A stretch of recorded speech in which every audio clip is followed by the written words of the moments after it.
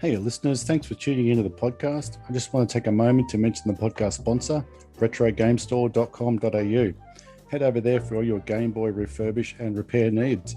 Screens, shells, buttons, and all the bits and pieces. And there's a complete custom build made to order service as well. Also, plenty more retro gaming goodness like video cables, display stand and power supplies, controls, etc. And you can add the code PixelPie at checkout to get 10% off your order.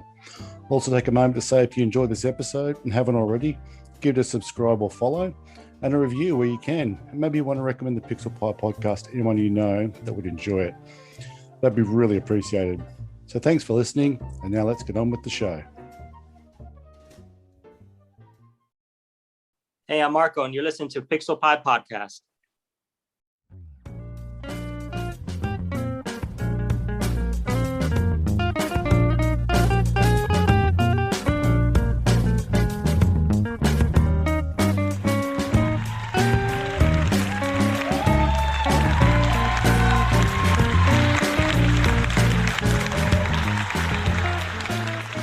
Hey, g'day, Marco. How you doing there, buddy?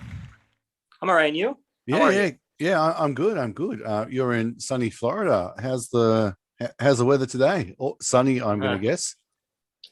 Today was sunny, but last night was yesterday was pretty rough. Was due that to Elsa? Oh, it was raining all day, thunder. That's but a today, cyclone sunny. or something, is it? Hurricane.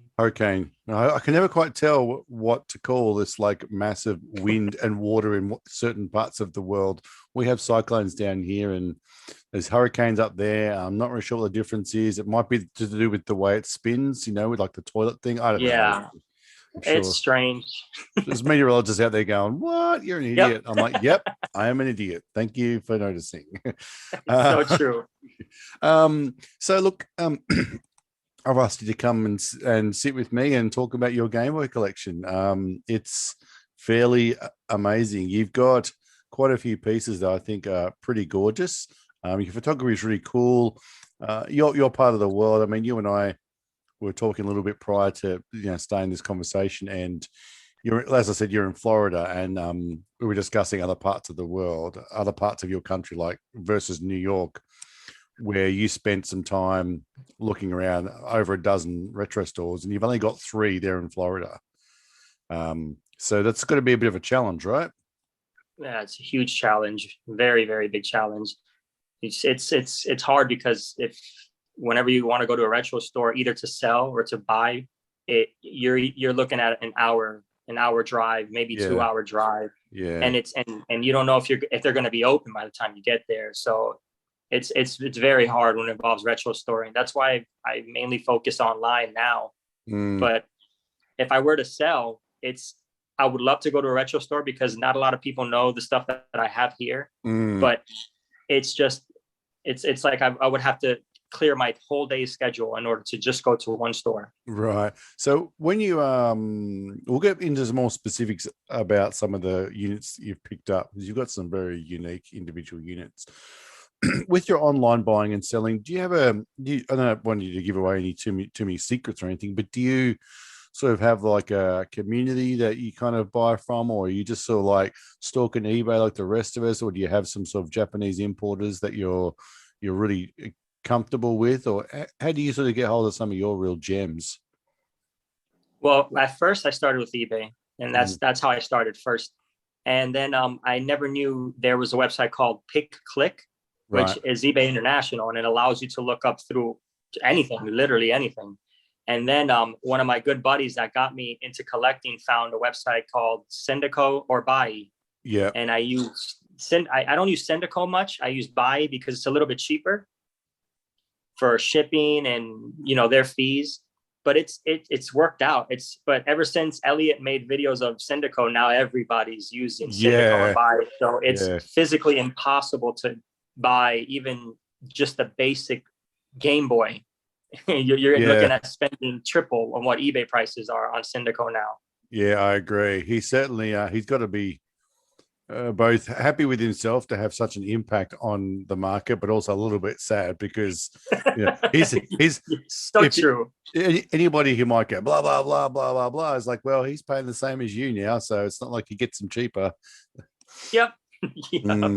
Yeah. Okay. So yeah, I've spoken about the Syndico thing a few times with people, and I sort of thought about the concept, and I know a few people have sort of gone in on it, and they put X amount of money in, and then like once you sort of get like the taxes from different precincts of Japan, and they're all coming together and stuff, it's like you can end up in trouble if you don't know what you're doing. So That's yeah, true.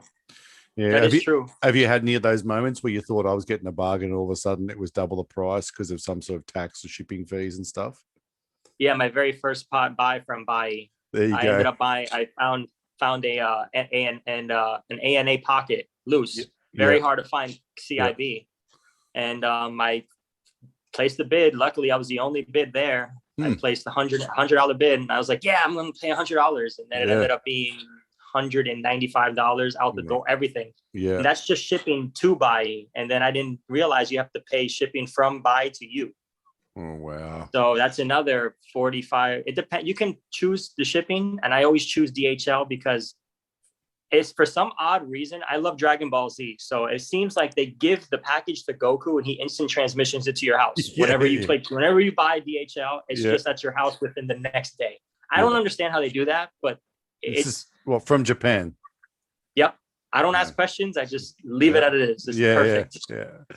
Yeah. And it's when you're really investing in something that you want, you can buy some things, like you might buy some tools or some screws or, whatever, some paper. And you're like, oh, look, if that gets lost, yes, I'm going to be bummed about the money, but I don't have sort of like a connection with this. But when you're looking at something like that, it's a nervous time between, when you finally pay now and when the thing arrives. And if you can alleviate some of that stress, then it's why not pay that bit extra and know it's coming. Hey, yeah, cool. Um, so we might sort of have a poke into. So your collection probably it's not like it's a big collection. I think most people I speak to don't because most of my guests are probably like more modders. They collect and they keep, but a lot of their stuff they kind of mod, they build, and they kind of to make room, they'll move things on and things like that. Um, Yeah. so your collection is up around the sort of 40 to 50, which doesn't sound like a lot to some people, but it is quite a lot. I mean, I think I've got sort of that early 20s, but I don't own. I've got one in box, which is a Nintendo refurbished pocket, which is a really nice piece.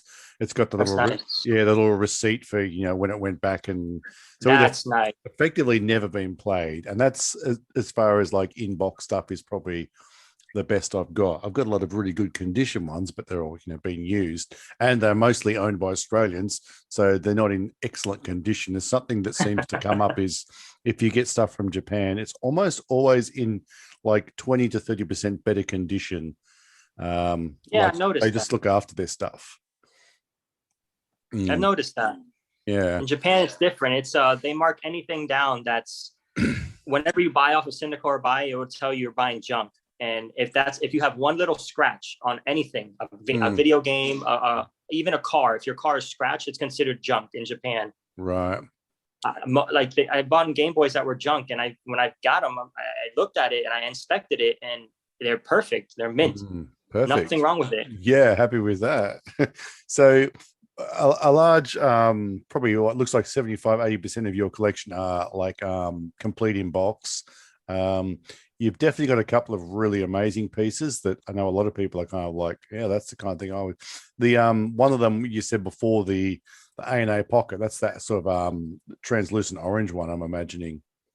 The blue one, the translucent blue one. Oh, my mistake. The That's orange all one. right. The orange The one orange one's the is, Mirinda. yeah, The Miranda. correct. Um, one of there's one you've recently picked up, the Aussie Game Boy Color.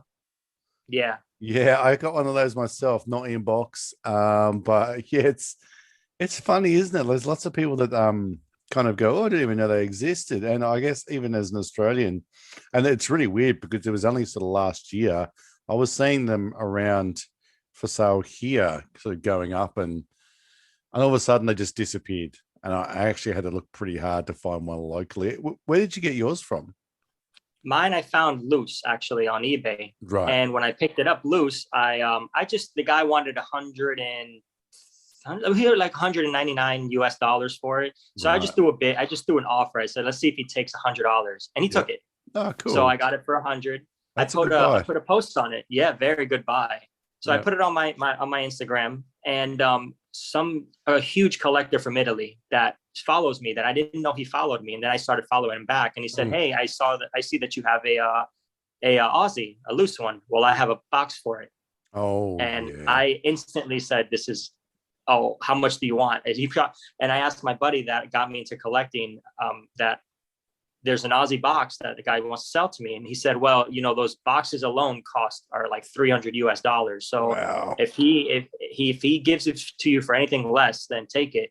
Well, the guy said, just give me $100 and pay for shipping, and it's yours. Oh man. And we became a very pretty good friends then. After that, I bet.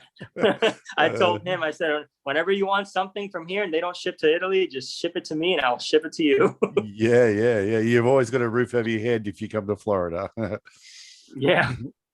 Oh, that's cool. It's an interesting one. It's very typical of Australian release stuff where it's just like they just released it, and if you look at any kind of wikis, it's like, oh, this came out this year, and you're like, really, just out of nowhere, you just decide to release this. I've got a feeling that it was in relation to the 2000 Olympics or something like that, or Commonwealth Games. It was related to. I think it was. Yes.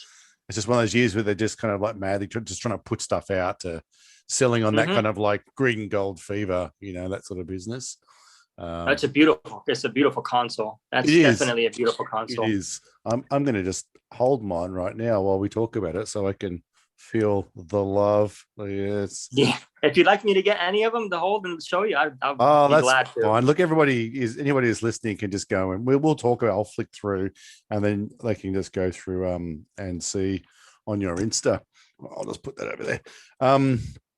Yeah. So I guess, do you find yourself sort of looking for gems as opposed to just like, did you start with, I'm just going to get a bunch of just really good clean ones, just anyone, it doesn't really matter, as long as I'm not doubling up, and then if I see the really rare units, I'll grab them as well, or I might look for them? Or are you kind of more looking for the rarer stuff and you'll pick up other stuff along that journey, so to speak? What is your goal? Just lots or just very specifics? Me, at first, it was just pockets. I love pockets. I only wanted pockets. Yeah, me too. That's at first. And then I only wanted the rare. And I only wanted the rare and the ones that they were exclusives. And I started picking them up little by little. But then when I went to a friend's house. I went to a guy's house he's an admin of a group, and I became a very good friend of him. He has probably the greatest collection of Game Boys in the world. He's got stuff that I've never heard of or seen, or even listed on consolesvariations.com. Wow. And when I went to his house, I found out on Insta? about promos. Yeah. What's his next? I think his next medal. Okay. We might later on get a few people that you can recommend to follow, because it's always these people that collect at such a large volume and so specific become these kind of like visual repositories for stuff that exists. Like I recently picked up this blue pocket. It's really beautiful. It's like one that was described as not great condition, and it's got a few blemishes, but that looks mint. Minty. There's a few little sort of bruises. And one thing was interesting was once I saw it put up, and someone said to me, "Man, what's with that rear label?" And I'll see if I can get this in Euro. Yeah. Because it's got LGA and Nuremberg, and I was like, "What? That is compared to every other one. It's very different." When I was talking to someone the other day, they said it might have been specifically from Sweden, or something. It could be from Sweden, or it could be from Germany. Yeah, and I'm like, "Whoa, that was just a random sort of $90 eBay pickup." Most of the stuff I buy off eBay, I buy it now. I'm not really into the bids, because the auctions always feel like I'm going to just get totally outbid, or I'm going to get sucked in paying too much. And there's a few sellers that sort of just buy it now. It's like sort of $90 to $100. I'm like, you know what, this month I'm going to buy a new pocket. I'm going to add it. That was just one of those randos. And when I got it, I was like, oh, that's just that little sort of cherry on top of adding to the collection scheme, that little bonus kind of detail, that Euro rear label.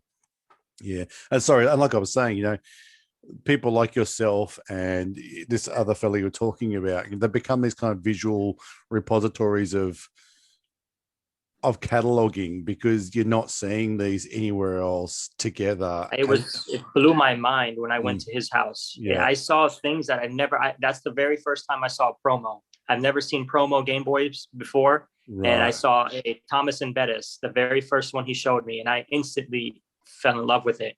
Yeah. And he showed me Game Boys that I've just never seen before, that are on consoles variations, but they're like rated 99, like legendary.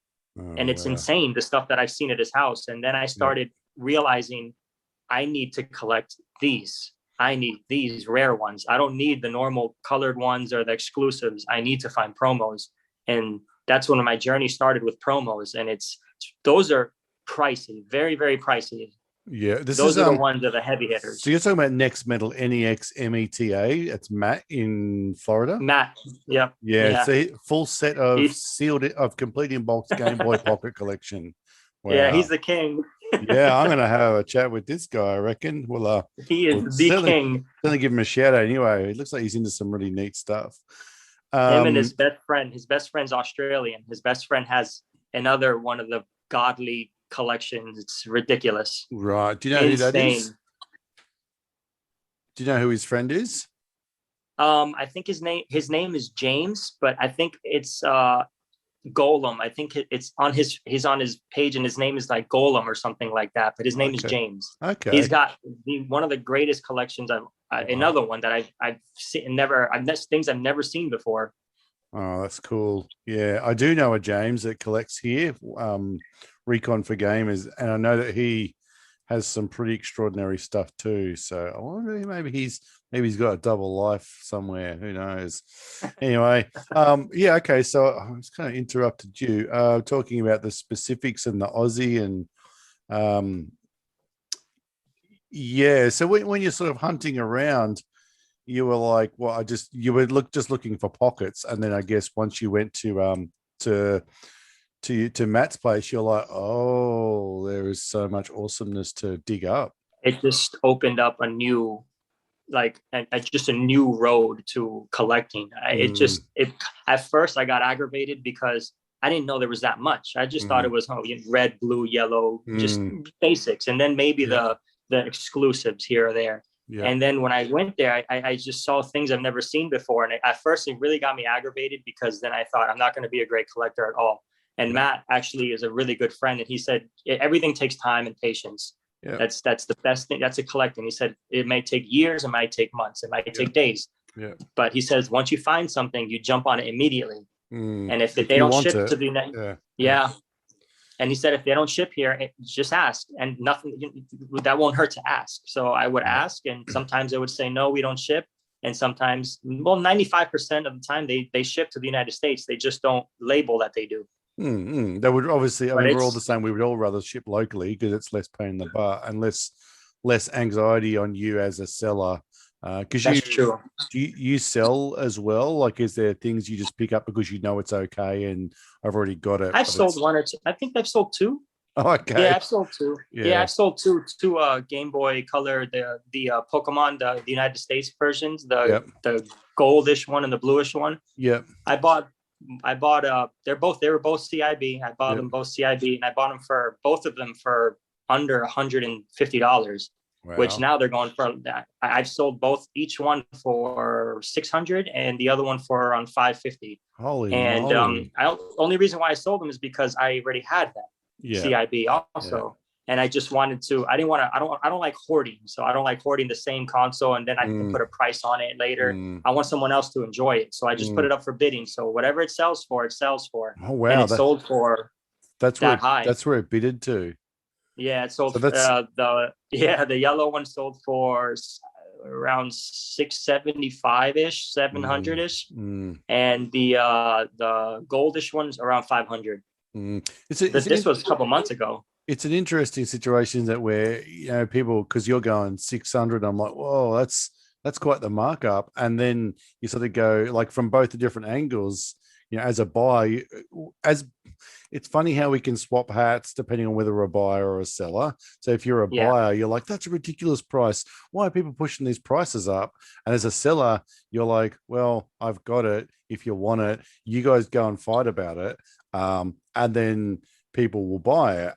Like as a seller, then if a seller's involved in that auction, it'd be odd for them to pay that sort of 500 for it, 600 for it, and then sell it for $75 profit. Like that's a lot of work and over a number of sales. So at the end of the day, we are determining the market ourselves as buyers, because if you're going to pay for that's it, true. then everybody's going to say, because everybody's going back over eBay and sort of going, what did this sell for? What did this sell for? What did this sell for? Yep. Well, my bid's going to be 500. This where I got to start, or I don't even have a sniff at this. So sometimes we need to take a step back and stop blaming the sellers and sort of go, well, if you're going to pay for it and he's going to pay for it, Yeah, that's going to be the price. We are determining our own future here. Let's be responsible for that. that's true. I was talking to someone the other day about a Australian release only Star Wars pocket in box. Oh, that's beautiful. I would love to own one of those. Yeah, I've seen. it's he told me about the one that he has, and I was like, oh, because I'm like a fan of both those things, and I was like, man, because he buys and sells as well. He has a good attitude. This is Taco Games Australia, one of the streamers here, and his attitude is, if I really like it, I'll keep it. But if I don't really need it, I'm happy for someone else to have it. And I'm like, well, I'd be one of those people if you ever decide to sell it, sort of like thinking, oh, it'll be worth something. And I Yeah, jumped on eBay straight away, and there was only one on eBay, and it was about $1,500. yeah, they're up there. They're up And I was there. There's like, one over oh, here. and I was like, oh, you can just hang on to it. It's probably fine. They're up there. There's one on eBay now that's I think he wants $800 for it, but it's the front of the box is faded a little bit, and you notice it. You can I tell think it's the different same colors. one. I think it's exactly Yeah, the same one. Yeah, he because dropped the price. right, because his really Taco's one, just like the colors just pop. It's perfect. And I think the one that you and I talking about might have been sitting in a shop front window maybe for a while or something like that. It's just got that Pretty looks long like it's time. that covered sort of fading across it. And it's such a shame when you see something like that too, because you're like, oh, it's kind of it's because there's nothing specific about the pocket. It's just a silver pocket. It's the box. And that And box is 100% the best thing that the pocket is whatever, the game is whatever. But if you have the box, that box alone, I've seen that box alone sell for $650, just the box. Okay. That's insane. That's insane for a box. Yeah, that is insane. So when you deal with sort of like complete in box now, I get the impression these days that most of the time a seal in box isn't necessarily the original box, the original manual. It's often sort of put together. Is that sort of how you find most of your gear? And do you build up like that? So you buy a really sweet pocket in perfect condition, like you did with the Aussie. Is that generally how you go? Or do you have many that are kind of like somehow you can tell this is the box that it was born in and that sort of business? Well, normally it's kind of hard to match the actual manual with it. It's actually very hard to do. Yeah. So I would just I would message Matt and ask him, is this correct? Is this correct? And he would, little by little guide me the right way to go. But I think out of my whole entire collection, I would say around 10 consoles I put together myself. Right. Yeah. And it's kind of a headache a little bit, but when you add it up together, it's you spend less than what the console would go for CIB. Yeah. So I would try to find the actual the right manuals. I would try to find the right games, because my DMGs, some of my DMGs have games that come with it, that paired with it. And if I find so if I find a box only, I would buy the box and I would find the right game for it, the right variant for it, the right the right console for it. I would find everything and put it together little by little. And that feeling you get when you complete a Game Boy, it feels great. It feels amazing. Yeah. I was just looking here at one of your DMG sets in the foam box and everything. And like the batteries are a pair of Duracells. Yeah, that came with it. And I'm like, I don't reckon there was Duracells in '89. No, when I opened the box, I was because the guy listed it as he listed it as a loose Game Boy, and I already had a box for it. So I said, all right, I'm gonna buy $80. Loose Game Boy's fine. Oh wow. And when he shipped it, I was like, this box is pretty big for a little Game Boy. Yeah. I opened it up and it's the whole thing. And I took it apart and it's complete, 100% complete. Oh, wow. And then I see the batteries. The batteries they're taped with Scotch tape all together. So I just left it there as a joke, like, oh, this is gonna be funny. I want to see if collectors would notice. And not a lot of people notice. Everyone's just like, oh, even the batteries. And in my head, I'm like, no, Duracell, no. Not unless this guy was a time traveler. Yeah, basically. That's but funny. that one was that's shocker right there. $80 in box. That's bonkers. $80 CIB, everything. I didn't have to buy anything. And it was perfect, and it was minty condition. And the guy labeled it as just a Game Boy, and just one picture. And this is what you got to do, right? You got to sort of be in it to win it. Yeah, I think probably one of your most recent, from you and I were talking about, you're waiting for the South American finals for soccer, football. So you're obviously a fan of the round ball sport. And recently, when I say recently, in the last sort of 6 months, maybe less, you've picked up that is it a Manchester United DMG? Yeah. And for someone like you, knowing a little bit more about you now, you must be pretty pumped with that. Oh man, that actually I bought off of my friend Mike. He's the one that got me into collecting, actually. And he's a modder. Mike's fault. Yeah. And I actually found it for him around like 6 months ago, and he bought it immediately. Right. And I wanted it bad, but at that time I was slowly getting into collecting, just little by little. And I only liked pockets at that time. So when he bought it, he had it, and he wasn't really a soccer fan. So he held it for me. Right. And I asked him, how much would you sell it for? And he said, I'll give it to you for the price I paid. I'm not going to give it to you for what they're going for. So I bought it for, it was like $180 US. And I was so pumped. That was just a huge buy. So do you know much specific information about sort of why it came out and how they managed to wrangle it, and just about the Game Boy in general? There was two models. There was the shelf model. I think they called it the window model, and then the shelf model. I think the window model the box had a window, like a little display. You can see the Game Boy. Right. And then I think the shelf model it was a picture of the Game Boy itself. Okay. So you can't see the Game Boy inside. And I think it came out because Manchester United was going to the finals at that time. So this was a public sale, like at a sort of a department store. It wasn't like a members only catalog purchase or anything like that. No. So do you have any idea of numbers that were sort of released, or? I think it was on 10,000. Give or take 5,000 to 10,000. Pretty limited considering there's like a million trillion Game Boys out there all up, Yeah. And there's a couple soccer ones out there. Yeah, okay. Is that a bit of a thing now? You kind of like, if I've got this one, I got to try and find these other two or three, or? I think there's a team from Turkey or France, one of those two countries. Oh, wow.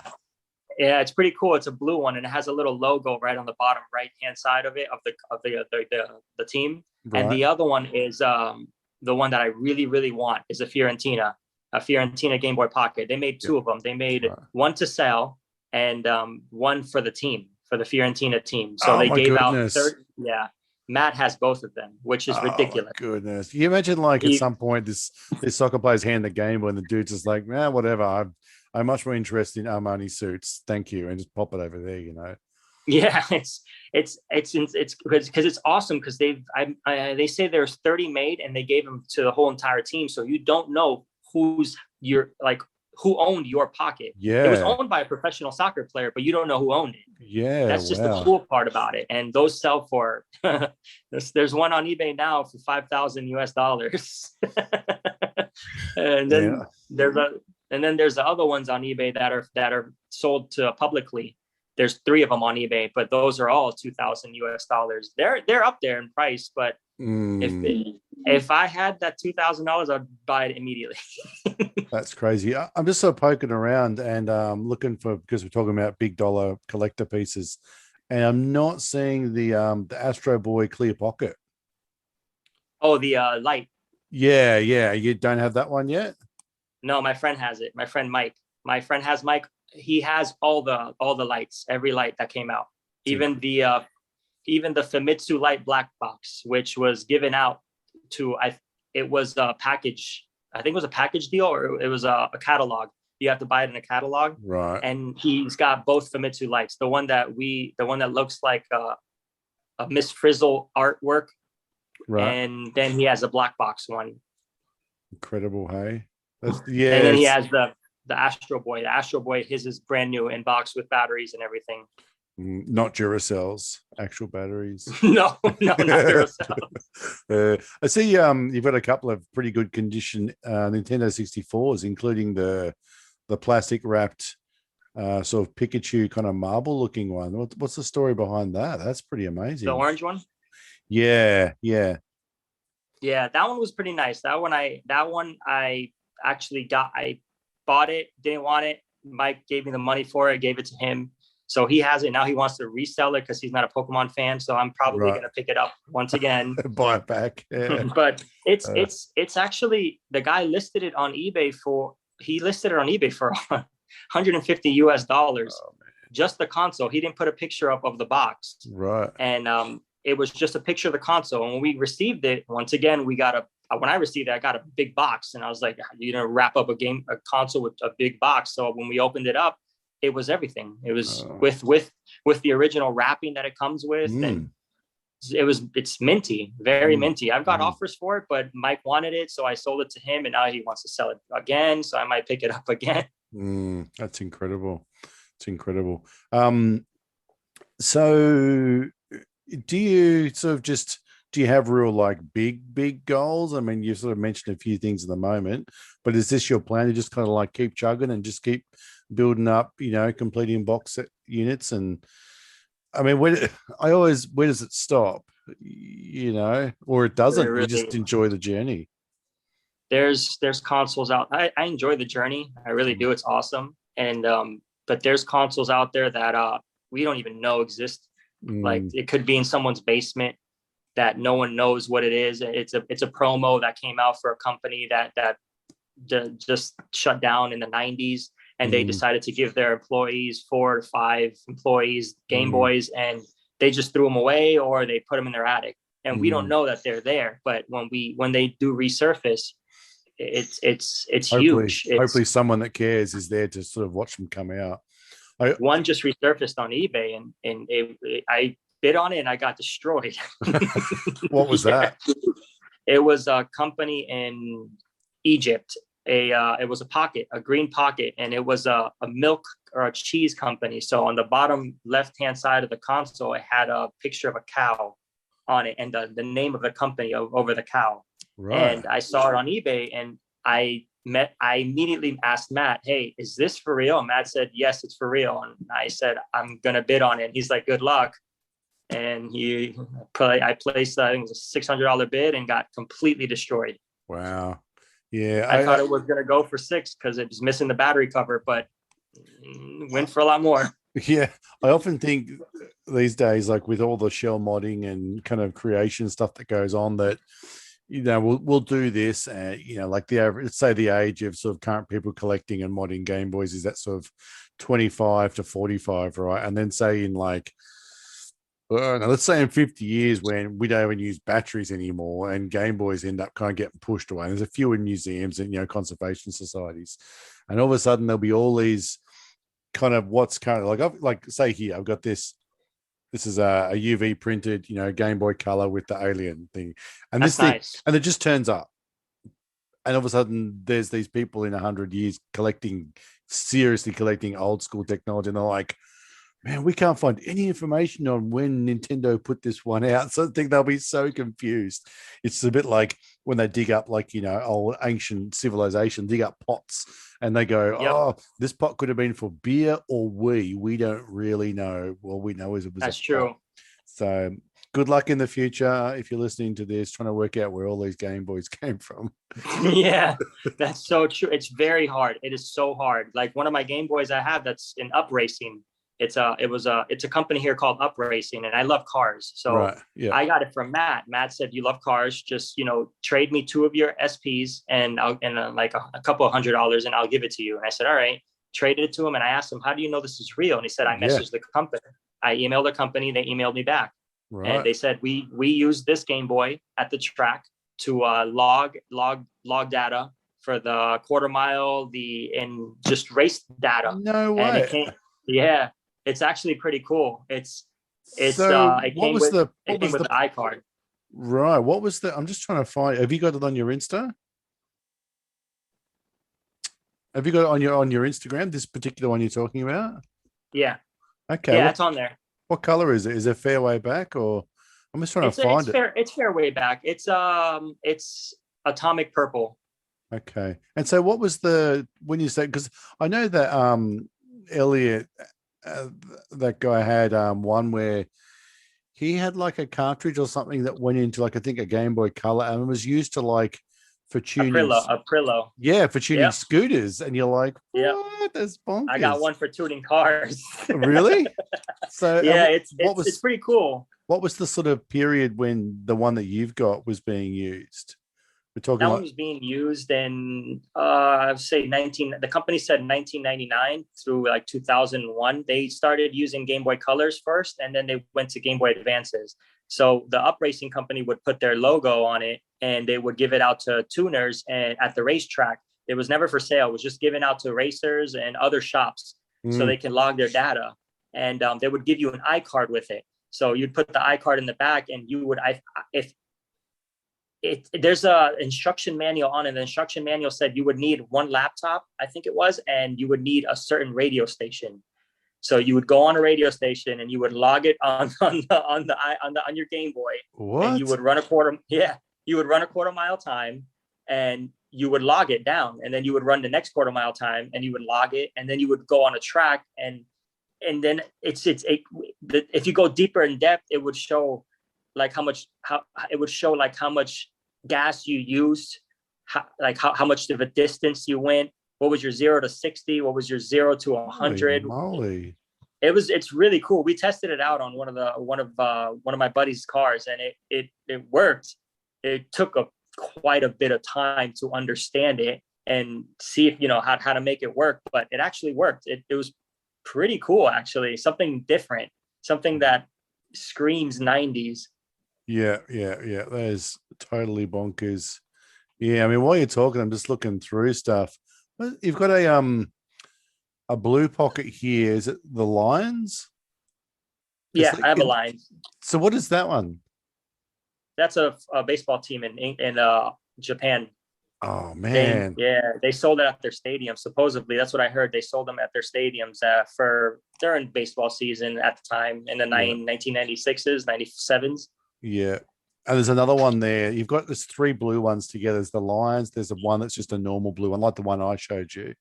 And then another one that's got some writing in the bottom left as well, but I can't read it. It's just a little bit out of That one's a Thomas and Bettis. What's that? That's a company out of Germany, if I'm not mistaken. It's a company. I thought it was an electrical company, but I think it actually is an electric company, or it's a company that sells tools. And Right. what they did is they made supposedly it was around 50 units, and they gave them to their staff. Right. They Oh, came in a normal box, but they came in a box that from their country, which I'm in search now, and it's insanely hard to find just the box alone, or even the console, a regular blue console with the box. It's really hard to find. right. Man, you'd get some pretty serious sort of gems, like not just this is a bit nice. You're very much next level, huh? Yeah, I wish I would say next level, but Hey, Well, I'm up there. the numbers aren't always an indication. I mean, yeah, some people will have a lot of stuff, sealed in box. Well, sorry, complete in box. The sealed in box is a whole different ball That's a game. different Like ball game. you I need only to have have one. you need to have some trust in someone to fork out. I Yeah, mean, I've got my daughter and I got into Pokemon cards for a while, like a year or two ago, that's and I nice. and I bought one of the sort of what do they call them, like a battle box or whatever. It's like it's got a bunch of cards, and it was one of these Oh ones. yeah, yeah. It could have it could have a $10,000 Charizard in it or not, and I just sort of bought it. I was like, I'll just leave it sealed, and maybe in 5-10 years it'll be worth a bit more. And without a doubt, inflation will creep up, and I won't get any more than I paid for it anyway, sort of thing. Um, Exactly. but when someone's asking you to sealed in box, and you're like, okay, so I'm going to trust you and give you my money and hope that it's not just a bag of sugar That's in, true. in this, It's scary. It really is. It and you really can't is. It's open it hard. to It's prove it hard. because then you totally devalue it. That's true. I That couldn't is do it. true. I've just got that mindset where I'm like, I can't do it. I'd need to see it travel from the factory. It's something. It's That's just, true. Yeah, yeah. I have one sealed, and I actually is doubles. I have a CIB copy of a Game Boy Pocket, the Donkey Kong edition yep, for it's the United States version, and yep. then I have the a sealed one, which that one came to me, which is strange. That one came to me 2 days after I received the CIB copy, Oh, and wild. that one I got off of a friend. If my friend, he's just said, "Hey, I don't like game pockets. And it's sealed, and I don't want to deal with selling it." So he said, "Just give me." He said, "Give me your." I think I gave him a basic N64. I had a couple of N64s. So he said, just give me one of your N64s, give me two controllers and $50. And I said, okay, it's fine. Yes, sir. And it's a sealed one. And I know it can go for a boatload of money because the CIB ones go for around $200-300. So I can only imagine what a sealed one would go for. But I look at the seal and it looks like it's been tampered with, and I don't want to open it because what if it wasn't tampered with? What if it was tampered with? And it really bothers me. So I listed that one. I didn't list it for sale yet, but I had an offer yesterday on it, and I'm Right. probably just going to take that offer because I don't really mess with sealed items like Yep. that. I'm not going to grade anything because it takes months for your item to come. Yeah. Yeah. And I guess that relieves you of the worry and allows you to invest in something that you can be 100% sure that this is what it is. Yeah, you can hold the console. You can hold, because like you said, you can literally put a piece of brick inside of a box and say, this is sealed, and seal it yourself, and it would be sealed. Yeah. I remember reading all the stuff about before Pokemon kind of got smart with the cards, and people were going in with the kind of like, the drug scales and weighing booster packs. They knew that, if it was a 12.6, there was a shiny in here, and they're like, and then putting extra ink and stuff on that little code card to kind of just level Weigh it. Yeah, to equal them out. I was like, yeah, people just, every time someone tries to make it fair, someone just finds a way. It's always like that. It's Yeah. always like that. Even with Game Boys promos, right now you can put anything on a UV. You can get a UV printer and put, let's just say, like a supermarket logo on the bottom of a Game Boy, and beat up the Game Boy for a little bit. Just tie it to your car and drive to scuff 10 the miles away. Yeah, and then just put it on eBay and say, hey, I found this at I don't know, like a junkyard or something. I found it. I bought it at a lot, and I don't know what it is. So take it off my hands, and I'll put it off for auction. I guarantee you it's going to blow up in price. Someone's going to buy it. Yeah, tricky. I've recently sort of been looking at doing a few little reboots and stuff of older consoles just for my own self. I'm looking at like getting water slides printed and things like that. And it's like, it really does open it up to anything, like if I'm seriously thinking about it, because like, say like you want like a Michael Jordan GBA, 23 and a bull symbol, and all of a sudden, like you said, it's like someone's like, whoa, when did this come out? It's like, I think it was their third season win, and I think they were only sold at the stadium. I don't have the box, and I don't know, I bought it off a guy, and all of a sudden someone's giving you $300 for a Game Boy that's just a load of Somebody bullshit. made it at their house. Yeah, so It's so true. it's not hard to sort of slide in, and some people just have zero conscience. They're like, sure, I just told them what I think I knew, and that person bought it. I didn't really, deceive them. So That's true. That is true. oh, interesting. Are you just have you insured your collection?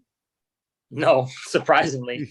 I keep getting asked. My fiance is like, she doesn't really care for what I do, but she said, are you going to insure it or not? What are you going to do with it? You sell it? You're going to, because you say, what if someone breaks in and takes everything? You're done. Well, what if your house burns down? I mean, I don't want to wish any bad stuff on you, but it's like when it becomes just contents insurance, I'm not sure how it works over there, but over here, it's like with our content, it's anything like even my bicycle, which is worth about $5,000, even if it's part of my home. So if it gets stolen outside my home, it's part of it. But at the end of the day, you're going to turn around and start listing off all these very rare Game Boys.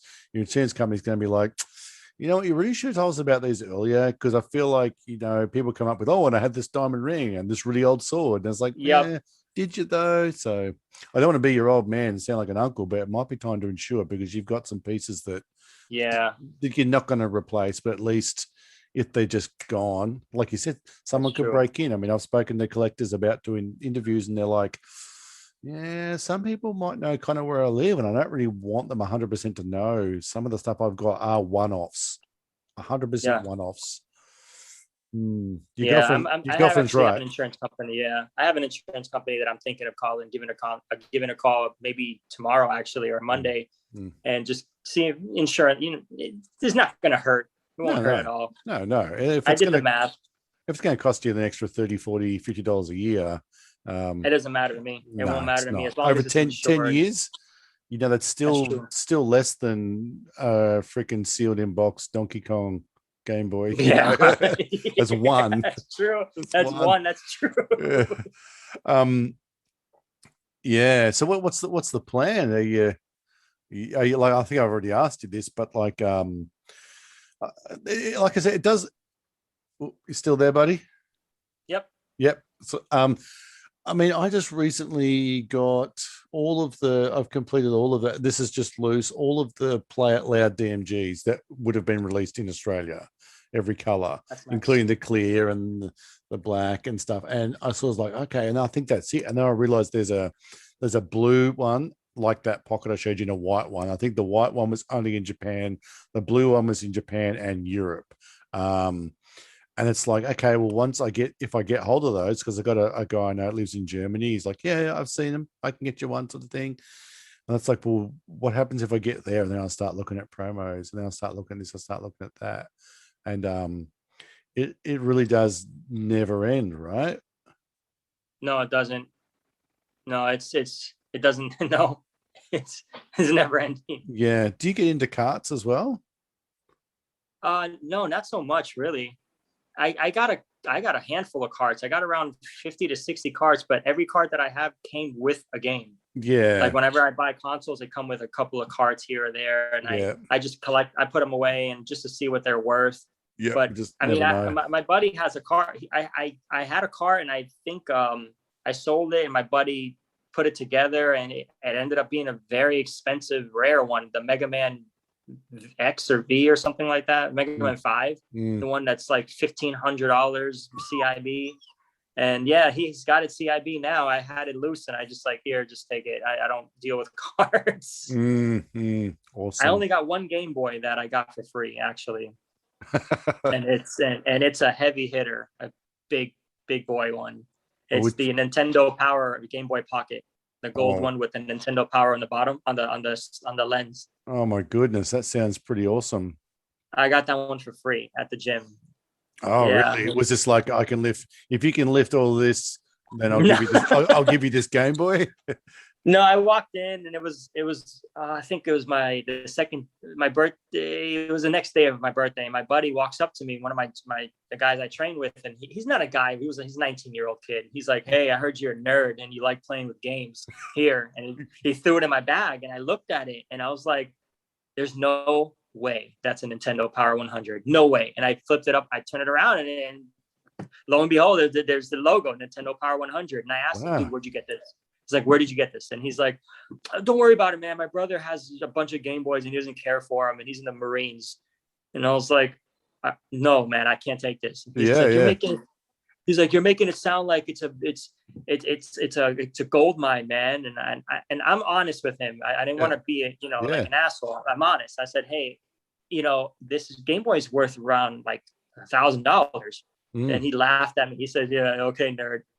So I just said, all right, I'm gonna thank you, Nick. Right. Thank you, Nick. I'm keeping it. And you never had his Marine brother kind of rock up to your house and say, give me my goddamn Game Boy back?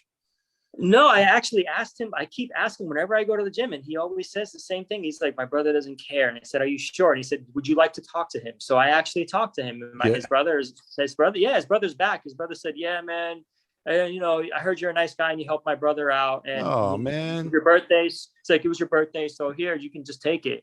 And I said to him, you know what it is, right? And he said, yeah, I bought it off of the catalog. Because back then, in order to get a Nintendo Power 100, you would have to order it off of the Nintendo Power 100 catalog.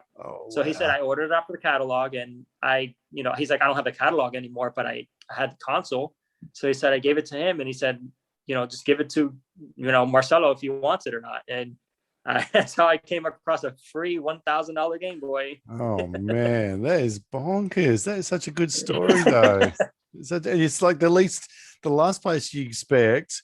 Yeah, in to happen. Like, it's super nerdy, super kids and stuff. And it's like, so this dude at the gym takes the $1,000 Game Boy from his Marine brother and just throws it in your bag. It's like, no. That's the best. It's so strange. I tell people the story all the time, and they were like, there's no way. There's no way. The only one that believes me is my friend Mike. And he was like, are you sure it's real? And I said, you want to talk to Nick? And he said, yeah, I'll talk to him. Yeah. And he spoke to Nick and he said, wow, you got lucky, man. I don't know. That never happens. Yeah. So did you say, oh, you're a really great guy, Nick? What else you got laying around that you don't want? Actually, I did. Yeah. And how'd you go? I asked his brother. I asked him and I asked his brother on the phone. I said, do you have anything else that's pretty nice? And he said, yeah, I mean, I've got a couple of other Game Boys, but they're just the regular ones. They're the regular colors. And so I was like, oh, all right, anything CIB? And he didn't know what that meant. So I said complete in box. And he said, I only have 2 complete in boxes, but they're all just the kiwi green and then the berry one. Yeah. And so I just said, oh, all right, that's nice. And he asked me if I would like to buy them. And I didn't really mind it. I didn't want it at the time. I thought he was going to have something bigger, like, I have a Lunchables Game Boy Color, because that one is like godly and possible to find. Yeah, I did see a picture of that here somewhere on yours.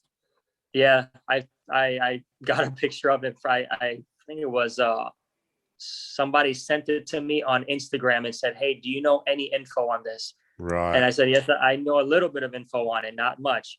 And he said, well, I'm selling it. And I instantly had a heart attack. So I messaged him back, never heard anything back. And then he listed it on one of the Game Boy pages on Facebook. And he listed it for sale, and it went up to like $5,000, and he just bailed. He never sold it. Oh, we never heard from him ever again. And that Game Boy is very, very rare, super rare. Lunchables. That's like a kid's snack for play lunch, right, or something? Yeah, it looks like it's yellow and it has like a skull on it, and it has artwork all over it, and it looks really cool. It looks really different.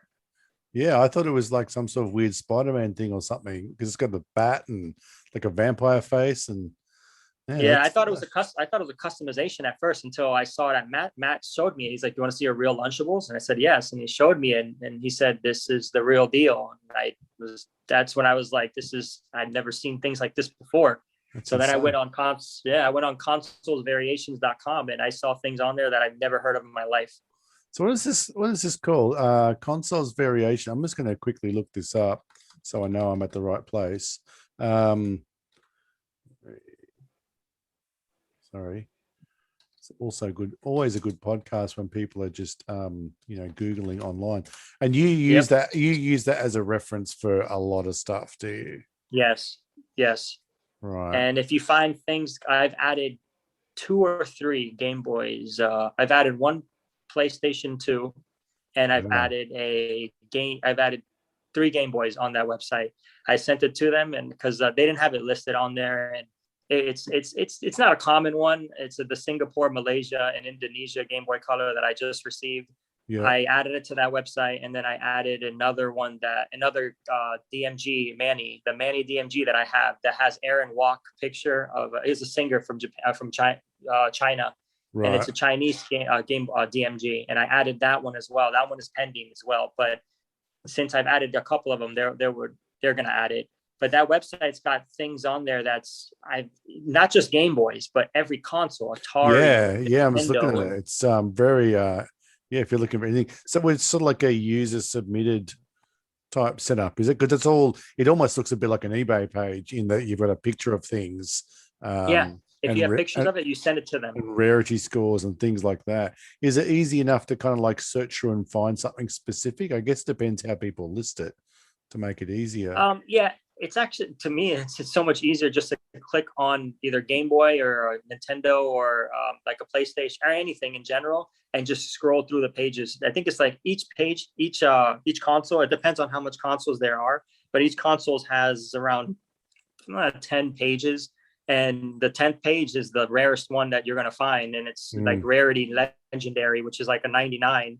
And it would show how much consoles are made, how it was, like who produced it, if it was a lottery, if it was given away, if it was exclusive.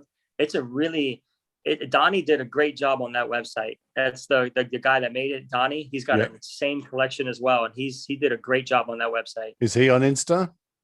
Yeah, he has the consoles variation on Instagram, and then he has his own Instagram, which is, I think, Donnie. I forgot his last name, but he's on. I follow him, and he follows me as well.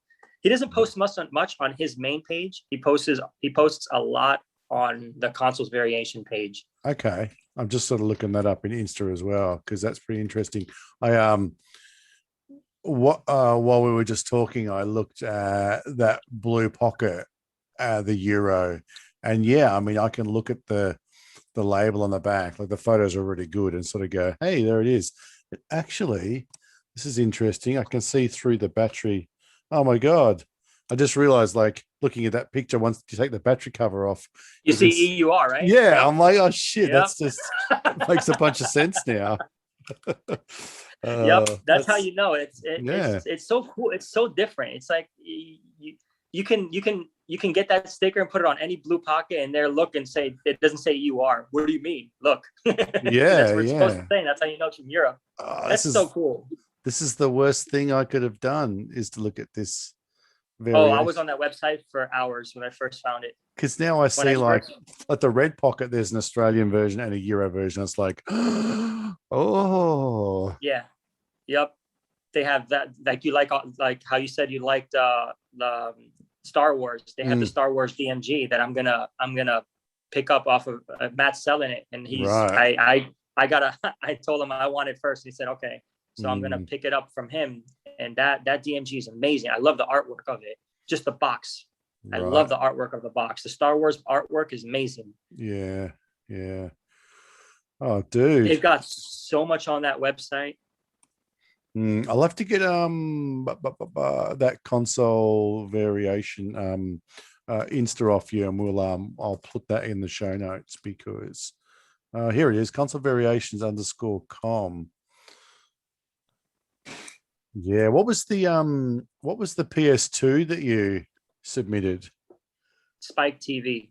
Right. Over here we have something called it's a I don't know if they got bought out, but yeah, they got bought out, and it was a station called Spike TV, and it was I saw it for sale. It wasn't mine, but I saw it for sale on Mercari.com, and I noticed it, and the guy had a decent amount of info on it, like a huge amount of info. Like he worked for Spike TV and he knew where it came from. And I basically messaged the guy and said, hey, would you like this console to be known? And he said, I would actually, yes, I would, because it's very hard for me to sell it. So I said, all right, I will message Console Variations with this information. So I copy pasted it, messaged it to them, and they immediately posted it on there with rarity and everything on it. Right. So this is kind of like user submitted stuff, right? A lot of this. Yeah. Yeah, but Yeah, right. once you submitted it to them, the Donnie, and he has my friend Matt, Donnie, and a couple of other guys that Donnie trusts. They do the research for it. That's why it takes around a week or so for it to get approved. Hmm. But they do the background research for it, and if anything is wrong, like let's say you submitted a Game Boy from Italy and it's really from Australia, he would message you and email you saying it's actually from Australia. We are going to change this. Yeah. And he'll just say, yeah, okay. But they find the actual info on it. And if they can't find much info on it, they would write, I think it says on a couple of them, info is impending. Right. Until sort of proven 100%. Yeah. I still haven't submitted my up racing one. I didn't submit that one yet. I might submit my Michael Jordan GBA that I just dragged around the backyard. Who knows? It might get posted on there. Who knows? Oh, geez. It's incredible. Oh, dude, that is an extensive wealth of knowledge, that webpage. I would recommend anybody. And like you said, it's the main page is Nintendo, Neo Geo, Sega, Microsoft, Bandai, Atari, Sony, browse all brands. Like, it blows me away at the moment. Like PS2s and PS3s are really cheap. You know, you can pick up around my area. People are getting rid of PS3s for like $75, you know, and even a PS2 is still like $100. And there's like, you keep seeing the Battlefront version and the Spider-Man version. I'm like, I have no interest in those, but maybe I should just grab it and just put it in a box. Cause you know, eventually, you know, like the Wii and the Wii U, that generation of player is sort of coming through now, and sort of the nostalgia's kicking in for them. And that's starting to get a little bit of attention. And eventually, you know, things like the PS3 will be cool again. I guess as time's gone on, the hardware quality hasn't been as great and things have died. So that's been a bit of a challenge. That's true. But if you could, that makes it even sweeter when you've got one that's still functioning and you know, is Spider-Man and all that sort of stuff. Do you have much interest in other consoles outside Game Boys or like the N64 stuff? I love PlayStation. I love PlayStation. I have an Xbox One, never really play it much because it's newer consoles. I don't like newer consoles when you buy a game, the game has to download, it has to up, it just takes too long. I'm so used to the old games of PlayStation 2. You buy a game, you just throw it in and you're playing. You don't have to wait for it to update. You don't have to wait for any of that. I understand the graphics are better in the newer games, but if they could find a way to just not update so much, it would be so much better. I would love it. It would be 100 times better. But my favorite console was actually the PlayStation 2. That console was one of my all-time favorites. And then after that was the Game Boy Pocket. And then after that was the Nintendo 64. It's those odd three consoles. It's odd that you kind of was, you know, a PS2 person and this sort of went back to the Game Boy Pocket. Just now it's the Game Boy. Now it's the Game Boy 100%. But if I were to play a console on a TV, it would be the PlayStation 2. Nice. 100%. I played the PlayStation 5 and it's cool and all, but it's not what resellers are selling it cool. They're trying to get thousands. It's not that cool. It's $500 cool, but it's not $1,000 cool. It's nice. But I would much rather either play Super Smash Brothers on a Nintendo 64. That's that game, or Banjo-Kazooie on a Nintendo 64. Do you have a like a nice CRT screen that you play on, or do you I actually have an old 90s TV to play on. Oh, nice. It's the only way to do it. I got one of those old 90 bubble TVs, but it's not small. It's a big bubble 90s TV that I have a PlayStation 2, a N64, and I think a SNES plugged into it. And I don't like to play it on HD TV. I have an HD TV that I use for the Xbox One, but that one I just use for movies, and I don't really do anything with that one. Yeah. That's the spirit. That's good. All right, man. You've got a really nice collection. I think it's worthwhile anybody going and checking out what you've got, and you know the information that you've shared about just authenticity and you know hunting down the right ones, and you know being patient and finding and also having a good couple of friends within your kind of group that you can rely on for advice. And it's always good to meet someone who's made the mistakes before you, can save you a bunch of True. money, and it can save a bunch of heartbreak. And the other information you've given us about Mike and Matt and this the consolevariations.com, I think that would be really useful for a lot of people. So I appreciate your time. I always give people an opportunity to kind of, a bit of a shout out to some people. You've obviously shouted out, Next Metal and Console Variation. You're probably got a feeling you want to throw in there. I always do on each episode. And this week for me, it's Retromancy. It's just the retro with a 0 instead of an O. This dude just does a bunch of really cool stuff with PVMs and games. Just really nice photography, and just really great to see there's a real consistency of, his work. And it's really nice to see someone that just, simple photos that other people will put up, but there's a style. And I recently had a chat with Nostech, a PVM player, and I kind of find myself, PVMs are these really expensive, like sort of studio type televisions, CRT screens, and it's pure. It's just pure, and I got to stop looking at it. But I highly recommend people go and look at this Retromancy, because, the stuff he's putting up is absolutely gorgeous. Prepare to burn your wallet. Thank you, mate. Okay, well, look, so if you've got some other people that you would like to sort of shout out here, then now's the time, mate. The other shout out that I would like to do is Game Boy Concepts with a Z. That's my friend Mike. He's built amazing Game Boys. Whatever you want, whatever you can think of, he can do. Yep. Yeah, have you got many of his? Actually, I have one. Is that the Toonami GBA? Yeah, actually that one. Yeah, that's pretty cool. I saw that. I was like, oh, where'd you get that from? And then I kind of read it. He built that one. Yeah, awesome. Yeah, no worries. I'll pop him in the little show notes there. And anybody who's looking for more, I'm just looking at his page now. Yes, there's always something to find on someone else's page that you may have sort of missed, or you might get inspiration That's from. True. And I'm always about supporting local modders and stuff, and it's amazing in this community with the modding and shells and things that everybody seems to sort of support each other.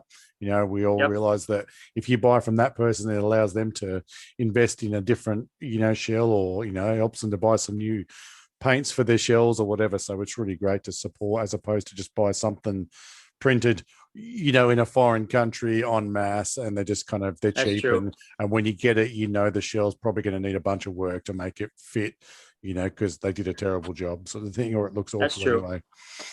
All right, buddy. Well, look, thank you so much for your time. It's the weekend for you. It's sunny, and I appreciate it. I hope you're about to watch a soccer match. I hope your team wins. And thank you so much. Happy, and everybody wins. Thank you. This is an awesome podcast. Nice talking to you. All right. Yeah. Thank you so much. All right. Well, we'll speak soon, and I'll keep watching your stuff. Most definitely. Yeah. Anybody else that's out there, watch Marco accumulate more awesome Game Boys. Thank you so much. All right, buddy. We'll catch you later. Take care.